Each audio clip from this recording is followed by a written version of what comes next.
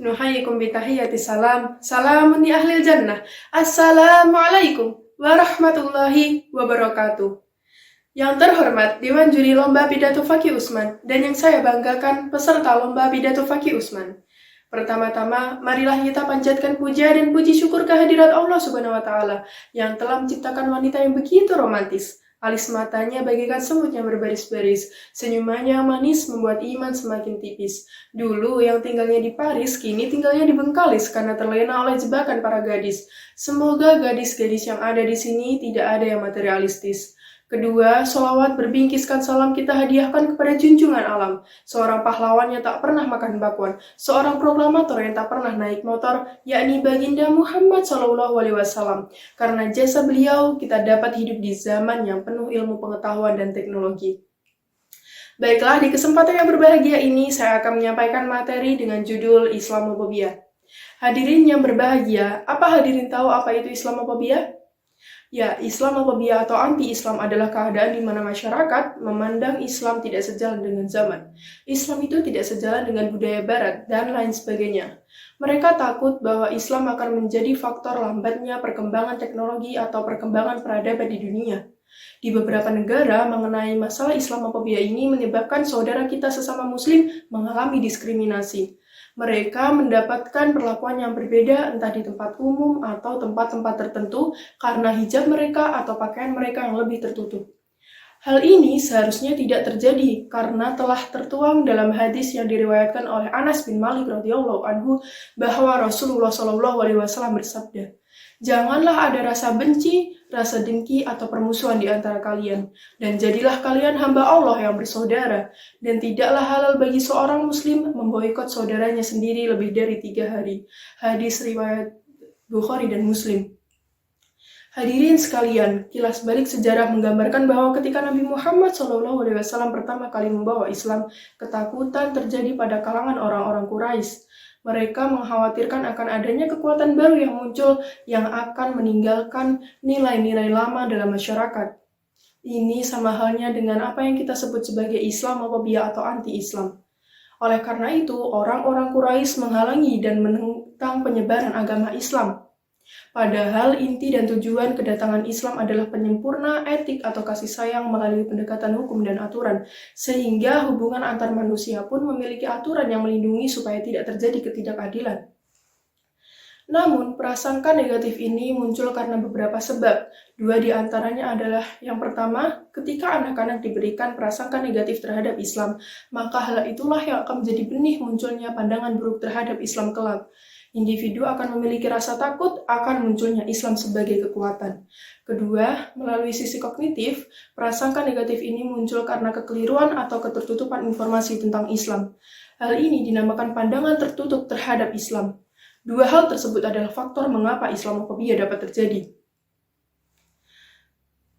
Dalam hal ini, Muhammadiyah menjadikan Quran Surat Ali Imran ayat 104 sebagai dalil dalam organisasi, yang berbunyi, A'udzubillahi minasyaitonirrajim, Bismillahirrahmanirrahim. Wal takum minkum ummatun yad'una ilal khairi wa ya'muruna bil ma'ruf wa yanhauna 'anil munkar wa ulaika humul muflihun. Dan hendaklah ada di antara kamu segolongan umat yang menyeru kepada kebajikan, menyuruh pada yang ma'ruf dan mencegah dari yang mungkar. Maka merekalah orang-orang yang beruntung. Untuk mengatasi masalah Islamofobia ini, Muhammadiyah harus memperluas dakwahnya pada kalangan pemuda, orang dewasa, atau orang-orang tua. Muhammadiyah telah mengajarkan 3 metode dalam berdakwah. Yang pertama adalah bil qalam atau melalui tulisan. Kita dapat membuat artikel, website, atau majalah yang memuat informasi tentang Islam. Menggunakan sosial media juga menjadi senjata yang ampuh untuk menyampaikan nilai-nilai Islam pada kalangan pemuda atau remaja, seperti Instagram, Twitter, atau Facebook. Yang kedua, dakwah bilisan atau melalui lisan kita. Kita dapat menyampaikan kultum ketika di kelas atau di sekolah, atau mengajak saudara, teman-teman kita melakukan hal-hal yang positif. 3 adalah dakwah bilhal atau melalui perbuatan. Ini seharusnya telah tertanam pada diri seorang muslim yang baik, sikap-sikap yang telah dicontohkan oleh Baginda Muhammad SAW sampai akhir hayatnya, seperti menjenguk orang yang sakit atau memberi bantuan pada korban-korban bencana. Hadirin sekalian, telah termaktub dalam Al-Quran sebuah pedoman dan motivasi untuk kita semua supaya selalu semangat menyebarkan panji-panji Islam, yakni pada Quran Surat Al-Baqarah ayat 214 yang berbunyi, A'udzubillahi minasyaitonirrajim, Bismillahirrahmanirrahim.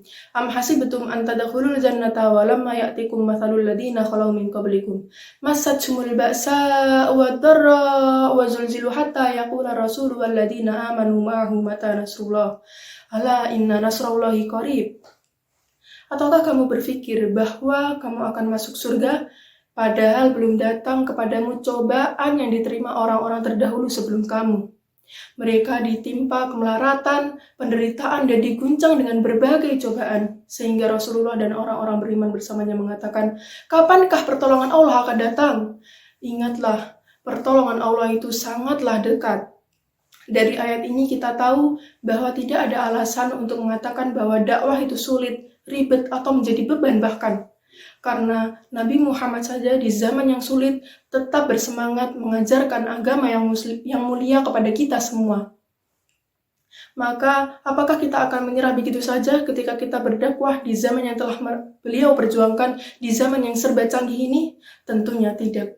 Maka dari pidato yang saya sampaikan, saya berharap hadirin sekalian mendapatkan motivasi dan tergugah semangatnya untuk membina akhlak umat manusia sekalian menjadi lebih baik ke depannya.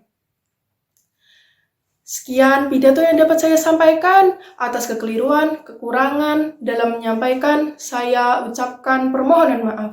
Dan untuk perhatian yang diberikan, saya ucapkan terima kasih. Akhirul kalam, hayatul fatah bil ilmi wa tuqa. Wassalamualaikum warahmatullahi wabarakatuh.